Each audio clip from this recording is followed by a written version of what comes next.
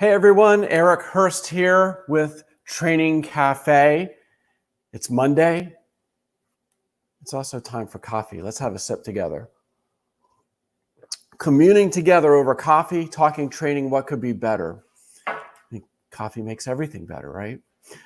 So we're back. This episode 11 of Training Café. I started this back at the beginning of April. It's been a month already as my Make April Great Again initiative, with most of us on lockdown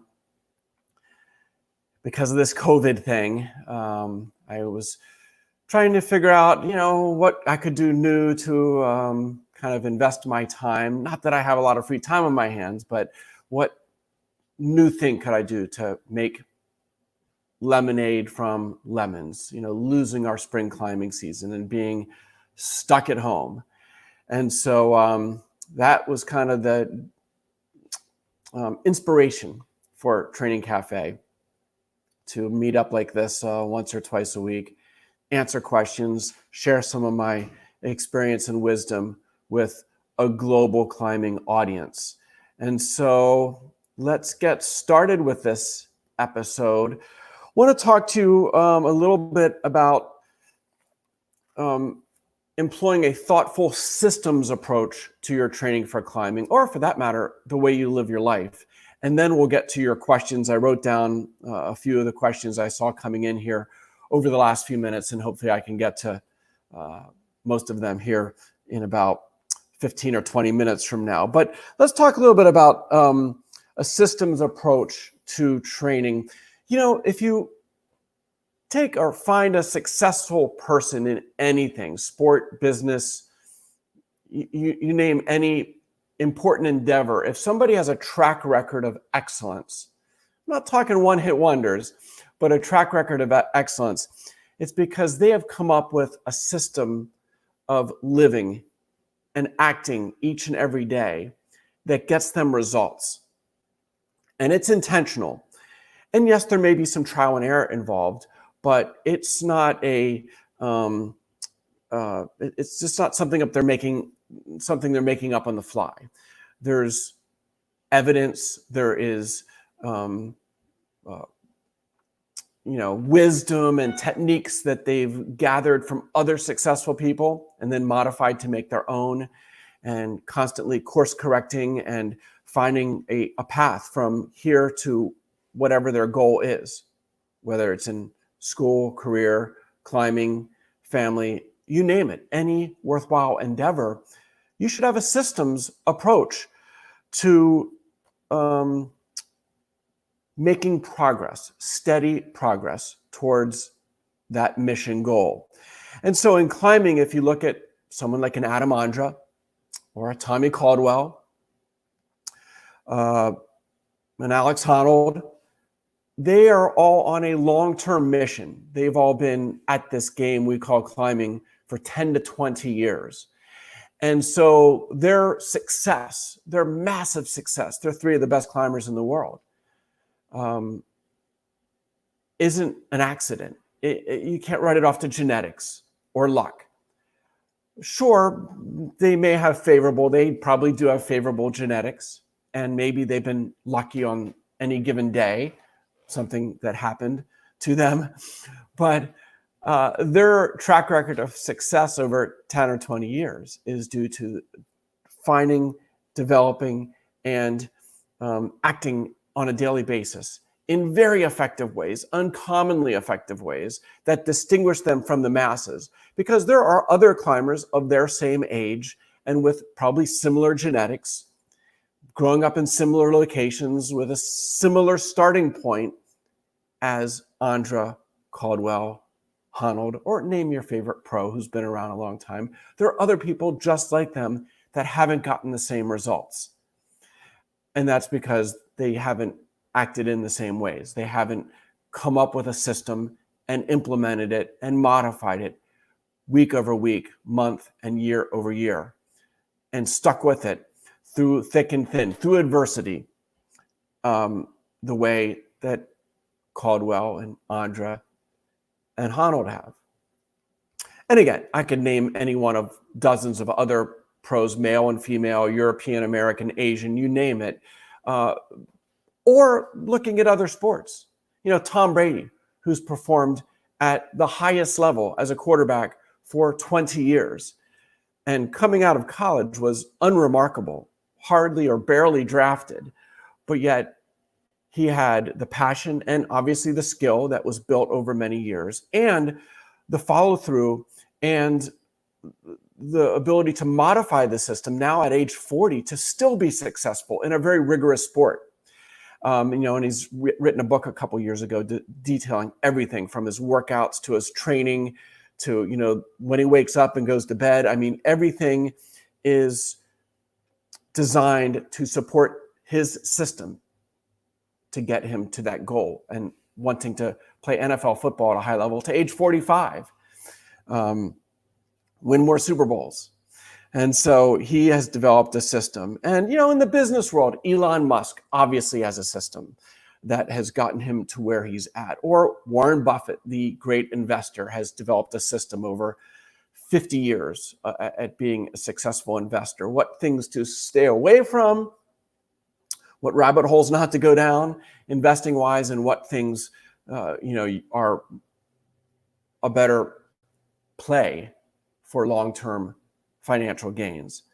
And so as a climber or as just a human being wanting to be successful at whatever you do in life, you should be taking a systems approach and hopefully not waking up each day making it up as you go. That's the opposite of a systems approach.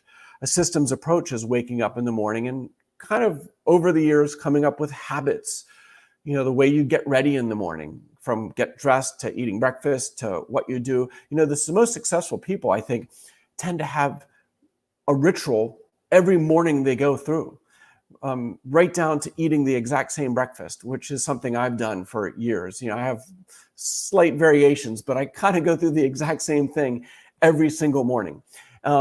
And when you go on climbing trips, things have to change a little bit. They can't be the same as when you're at home, because that's a disturbance onto your system. But that's part of having a good systems approach, is being able to deal with those disturbances to the system, those unexpected or expected things that initiate some input that is not common to the system. And you can hopefully react to those disturbances productively and modify your system for those situations when you aren't at home, aren't in training mode, but you're in performance mode traveling. And so this is a broad subject that we could get into all the different facets of your life. And I don't have the time to go there, but I think it's something you should think about, and something that I've done over the last 40 years as someone who's studied not only climbing performance, but human performance, is looking for the clues on how to build my own personal life system that has hopefully made me fairly successful both in climbing and outside of climbing. Okay, so let me just look at the results here. So I guess, just kind of as a kind of wrapping up point here on this systems thing, just think about this and don't be critical on yourself. We do need to spend time critiquing ourselves and our past actions. Only by doing that will we realize the need for change or the opportunities for improvement in the way we act day to day. But think of this, where you're at right now, whatever age you're at, whatever your situation is, both career-wise or in school or in climbing, where you're at right now is a result largely of the system that you have been engaged in or designed by intention or just by happenstance, I guess is the word. Whether you like it or not, you've had a system. It might not be that effective, and that would be it would explain why you are maybe not where you'd like to be at this stage of the game. There's other factors that come into play, things that are out of control in our life, disturbances, illnesses, or unfortunate things, accidents, relationships that have gone bad for not your, not because of you, but because of the other parties in the relationship. I mean, life isn't always fair, and you get a lemon now and then, but hopefully if you have a good system, you can turn lemons into lemonade.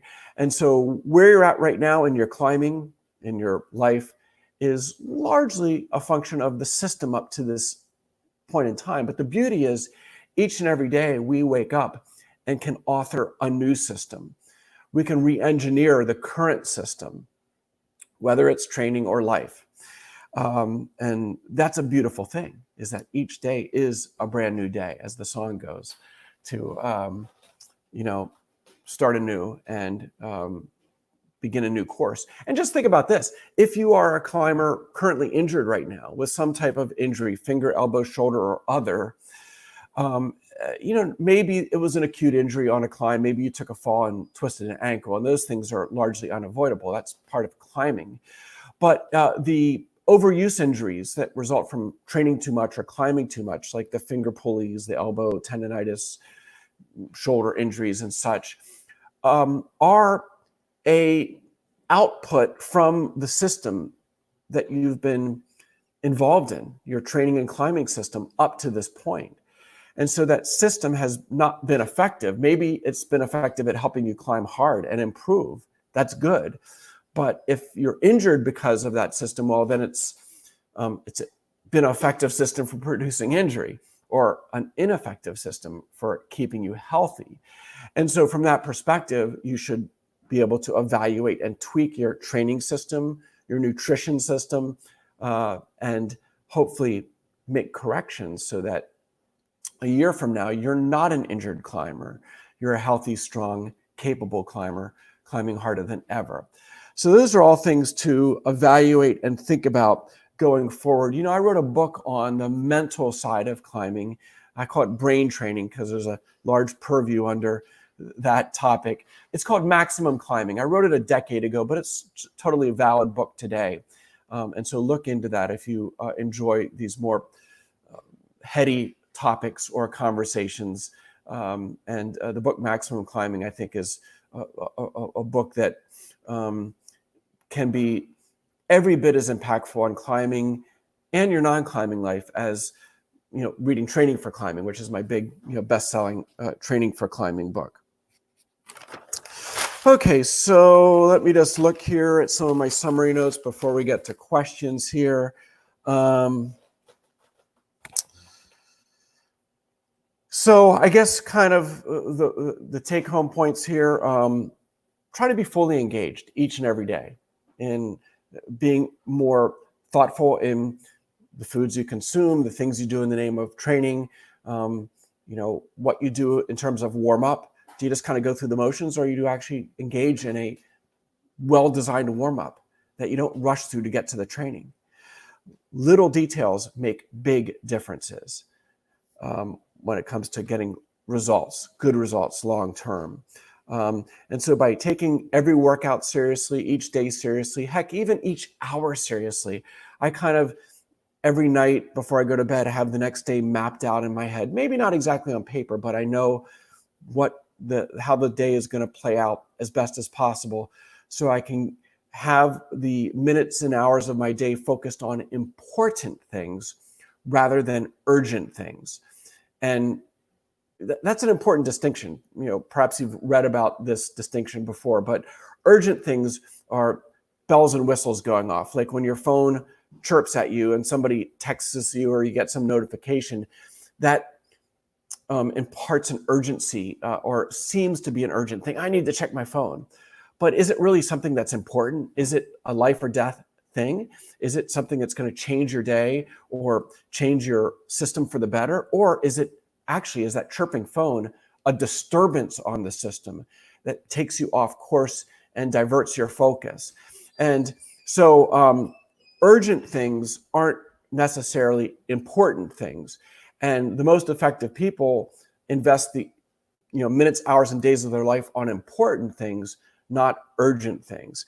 And the worst place to put your time are on things that aren't important and aren't urgent. And those are the time-wasting activities. that can really gobble up large amounts of time and life and steal away from your future success. Because where you're going to be a year from now or 10 years from now in climbing and in life is a function of your system, and in aggregate, all those hours and minutes, all the days until that time. And so those, a massive waste of life, sands through the hourglass of life wasted, takes away from meaningful progress and reaching meaningful goals in your life. So having that mega goal in the distant, but having the short-term goals that get you there and the day-to-day actions that get you the short-term goals, it all kind of adds up and takes you down the track to success. So obviously on any given day, trying to do more of the right things and fewer of those wrong things or meaningless things that don't compound interest in your benefit towards the future. Okay, so, and by the way, I also did a podcast on the systems approach to training. It's Training for Climbing podcast number 42. So check that one out. Let's have another sip and answer some of your questions. Okay, question that came in just before I went live was, what are the most common finger injuries other than the pulley injuries? And those A2 pulley, the A2 pulley injury tends to present most commonly in the non-dominant ring finger right in here, but A4 pulleys up in here can also present, and they can happen in any of the four fingers, though the non-dominant ring finger is the most commonplace. Other than that, well, you can get collateral ligament injuries, especially if you're grabbing pockets and pulling down sideways, or finger jamming can be hard on those collateral ligaments. In rare cases, you can get a ligament strain or even a tear of a ligament. If there's lateral instability, that would, lateral instability side to side would be evidence of that. Obviously, painful knuckles, capsulitis. People my age start to get a little arthritic here at the the DIP joint. And so those knuckle pain isn't an acute thing. It's more of a chronic long-term arthritic type effect over many years of climbing. And there can be, a type of tendinitis in the, there's a sheath, the flexor tendon sheath that flexes our finger. There's two flexor tendons that attach to your finger, and there can be an inflammation of that tendon sheath that can provide pain that radiates, that isn't an A2 pulley, though you might early on think it is. There can be pain down in your palm that could also be a tendon sheath or a tendon injury, though more commonly, if you're a pocket climber pulling one or two finger pockets, there's actually a muscle, the lumbrical muscle strain that can occur, the quadriga effect, that can present as pain in your palm, grabbing pockets. So there's a variety of injuries. I think the most comprehensive book on that is Volker Schoeffel, the German physician. His book, One Move Too Many, is excellent. It's published in English here in North America, but also available in German. You can get that book off my website, physivantage.com, and it is an excellent encyclopedia of climbing injuries, written from the perspective of a doctor, like the guy who's the expert. He does A2 pulley repairs, so he's been inside of climbers' hands, elbows, and shoulders many times. And so he can write with authority in his book. Next question is about a deload week. I spoke last week that I was on a deload week. And what is that exactly? Well, you might think of it as a week off from your serious training, but I don't recommend taking the week off completely and powering down completely. My deload week last week, I went, I think 3 days I went for runs, and 3 other days I went for a long walk. each of those walks and runs being 2 to 5 miles. So I was doing some aerobic activity, burning calories, getting some cardiovascular training in. But it was a deload week with regard to my climbing specific muscles, because I had just, engaged in a month of heavy duty strength and power training with campusing and weighted hangs and even some pretty hard power endurance workouts. And so my muscles and nervous system and tendons all needed some time off. And so by taking a week off gives the connective tissues some catch-up time. It gives the nervous system kind of a time to reset and regather, and also lets the muscles get fully recovered, which probably happens in 3 days. But the connective tissues and even a really strained nervous system can take a week or more to fully recover if you've been kind of in a functional training overload where you're digging yourself kind of a deep hole to recover from over the course of several weeks of really hard training with only a few rest days here or there. And so the deload week is important to get you back to 100% or maybe 110%, which is a beautiful thing. Or the deload week is also important just to kind of prevent you from falling off the cliff into injury and tearing a pulley, getting elbow tendonitis. And so often a sign that you are due for a deload week is your workouts start to feel really flat. You're not feeling strong. You're not bouldering well despite all your hard training. That's a sign you need a deload week. Or maybe you are starting to feel a little pain, not injured, but some just dull pain in your fingers, your elbows. That should not be ignored. That is a sign that you are breaking things down and you're not recovering between your workouts enough.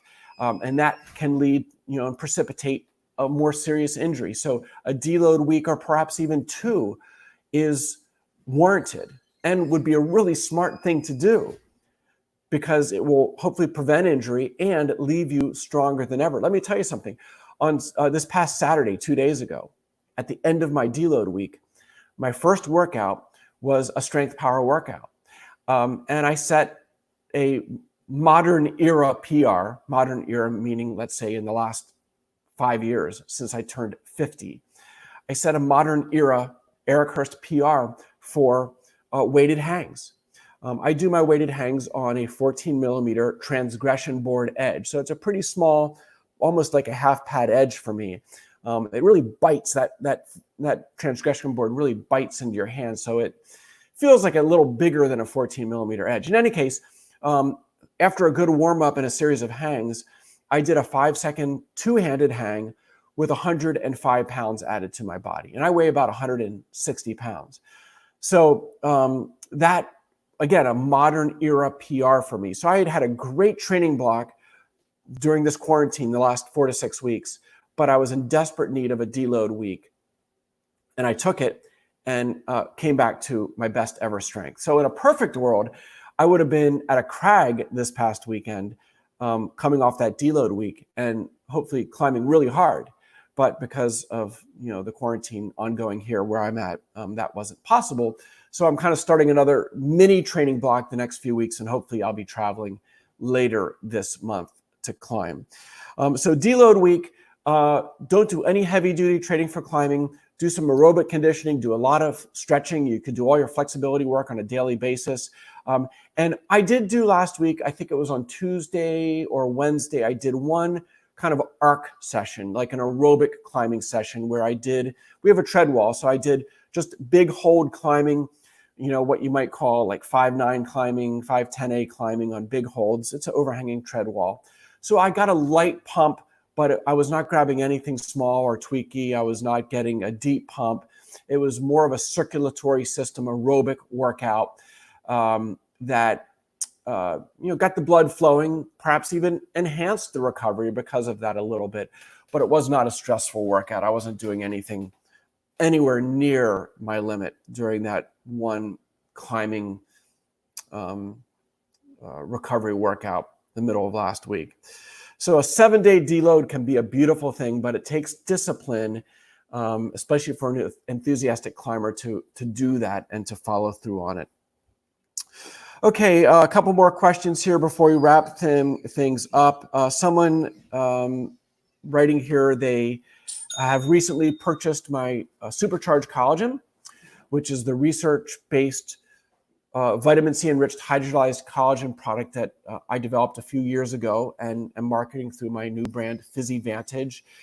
It is, I feel strongly, the most advanced collagen supplement on earth. There are other products out there. A lot of them are just generic garbage collagen that aren't even complete proteins and maybe basically worthless if you're consuming them.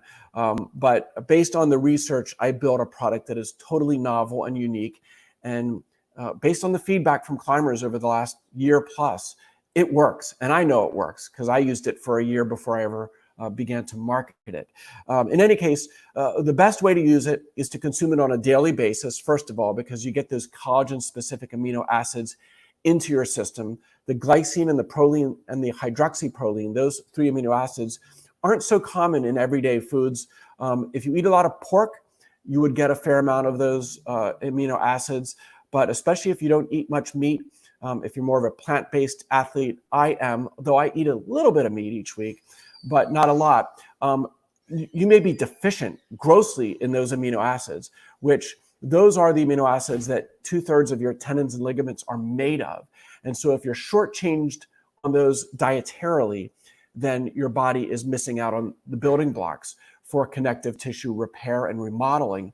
And that slows your recovery of the connective tissues and may predispose you to injury. So in any case, 1 scoop a day, whether you're resting or training, I think is essential. And on training days, I do a second scoop, a second serving into my pre-workout drink or into my coffee, or even just mix it into water and chug it down like medicine. The protocol that has been backed by the research in the labs, both in vitro and in vivo, is consuming the collagen beverage 30 to 60 minutes before you train, specifically on the tissues you want to direct the amino acids to. Because the amino acids, anything you eat digests in your belly, ends up in your bloodstream. And so the research, if you draw blood, you have a spike in those 3 amino acids in your bloodstream 30 to 60 minutes after you consume it. So that's exactly when you want to do your finger loading. If you want to direct those amino acids, they're circulating through your whole body, but they are preferentially taken up by the body parts you activate with exercise. And so if you consume the collagen beverage, let it digest, get into your bloodstream, get the spike of amino acids, and then do your fingerboard workout, or then do your finger rehab, or do your elbow rehab, or your shoulder rehab, whatever body part you want to direct those collagen-specific amino acids to, do that workout about an hour after you consume the supercharged collagen.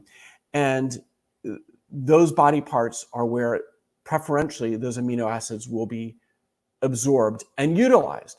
Yes, your whole body has them circulating, but you're not activating those body parts. So, they end up in the tissues that you activate. And specifically, connective tissues get their nutrients through fluid diffusion of mechanical loading.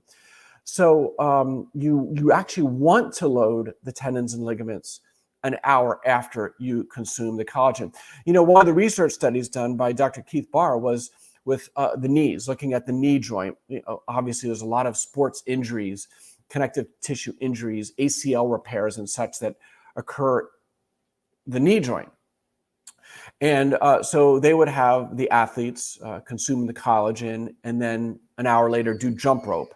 And just doing jump rope for 10 minutes activated the knee joint enough to get the results they were after and to observe in terms of the markers of collagen synthesis that are in the blood. That's really the only way you can track this in a lab study, is to take the blood out after the fact, and there's markers of collagen synthesis, and they would see a doubling in those markers after going through this protocol. It's fascinating research. Obviously, nothing has been done climbing specific yet, but there's been enough research done in vitro and in other athletes and elite athlete case studies.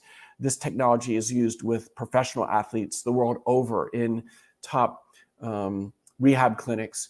And kind of the proof is in the pudding. Rehab clinics don't do things that don't work. In fact, many of them have stopped doing PRP injections in the shoulder, let's say, because there's just no evidence that it works anymore. So people don't do things. Professional athletes don't do things that don't work. And so there's plenty of growing anecdotal evidence in addition to the lab evidence as well. Question about max hangs. What is a good warm-up for max hangs? And, I just, kind of mentioned this, that when I max hang training, I really think it should be a really long warm-up. It takes a long time to get those connective tissues warmed up. You need to get the synovial fluid moving. You need to get, there's poor circulation, obviously, to your fingers. The connective tissues are largely avascular, so it's a process. I like to do some big hold climbing. I do some pull-ups. I do some hangs on big holds. Then I do some hangs on some medium holds. Then I do some hangs on some small holds. So I spend like 30 minutes getting warmed up to do my max hangs on the hang board, or my max weight pull-ups. I spend a good 30 minutes getting warmed up. Getting the scapular stabilizers warmed up, your shoulder muscles, your core warmed up. Your whole upper body should be really turned on gradually over a 30-minute period. And then when I do get to my max weight hangs, I just don't jump in at my limit. My limit I just mentioned, I did 105 pounds for a 5-second hang. Why I didn't do that as my first weighted hang after going through the 30-minute warm-up. I actually did a set of hangs. I used a 753 protocol. That's my max hang protocol that I have outlined in training for climbing. I used that with 60 pounds. So 3 hangs at 60 pounds. Then I rested 5 minutes. Then I did 3 hangs with 80 pounds hanging from my harness. And then I did 3 hangs with 100 pounds hanging from my harness. So I actually did 9 weighted hangs before I got to the point of being so warmed up that I said, I'm going to go for a PR. I felt so good. I kind of concluded after those hangs that, coming out of my deload week, I felt great. I was going to go for a PR. And then I put on the 105 pounds and went for it. And not that the PR was that important and added any extra training stimulus that was beneficial after those 9 hangs. I think those 9 hangs were enough. That would have been the end of my workout, typically. But I felt on this day compelled after the deload week, and since I was feeling so good, to go for the PR, just kind of collect the data to make the notes in my notebook and sell myself and realize that, the deload weeks work. And that's a message I would pass on to you as well. It's a good time to test yourself at the beginning and end of a training block and after a deload week to see if you're getting the results out of your program. And by the way, that is validation that the system you're on is working. If you take a deload week and test yourself and you don't set a PR or you do worse than your last PR, that's evidence that maybe your system isn't working and needs some redesign. Or if you're getting injured, like I said, with your current training program, that's evidence that maybe your current system isn't one you want to stick with in the long term. I mean, it would be foolish to, what is the saying? The definition of insanity is doing the same thing day after day, expecting to get different results. Well, that applies to your training program for sure. Okay, and I'm past 30 minutes, so I guess I should probably wind things down. I see someone here asking about serving size with the collagen. Most hydrolyzed collagen, including my product, Supercharged Collagen, which again, don't conflate that with the other collagens in the market. They're completely different. Ours is enhanced with leucine, vitamin C, and is a complete protein, unlike most of the generic collagens out there. But the serving size on the can or on the bag says 10 grams, because that was what in research was shown to be the minimum effective dose. But the newer studies, one that was just done in the last 12 months, actually experimented using 15 and 20 gram servings. And they found it to be slightly more effective. So you can use one scoop, one 10 gram serving, and probably get beneficial results. And on rest days, taking a 10 gram serving would be nice to supplement the glycine, the proline, the hydroxyproline in your diet. But I am now doing a scoop and a half, which is 15 grams of supercharged collagen. And I think if you are injured, I'm working with an injured athlete who just had a shoulder repair done, and she's doing 15 or 20 gram servings at a time before her rehab sessions. And I believe we set it up on the morning of rest days as well, because the more of those collagen-specific amino acids you're putting into your bloodstream, especially if you're trying to repair an injury, would seem to be better. And so it's not all that expensive of an investment. It's cheaper per serving than a piece of meat. It's cheaper per serving than a cup of Starbucks coffee, that is for sure. And it's about the same price as consuming another premium protein like a whey isolate and such. Although whey isolate is high in the branched chain amino acids, which is great for muscle recovery. So post-workout, a whey isolate, my company makes a premium grade whey isolate called weapons grade whey, which the name kind of implies it is potent stuff for post-workout muscle recovery. But for connective tissue recovery, that's not ideal. The supercharged collagen is, because it has those 3 collagen-specific amino acids in higher amounts. The bottom line is, when it comes to nutrition, not all protein is the same, and each food you consume for protein value has a different amino acid profile. And so that's where a lot of people go wrong. They're like, well, if I combine enough foods, I'm going to get enough of the right amino acids. And that's not necessarily the case. Muscle recovery requires a high profile of those branched chain amino acids, which whey isolate has.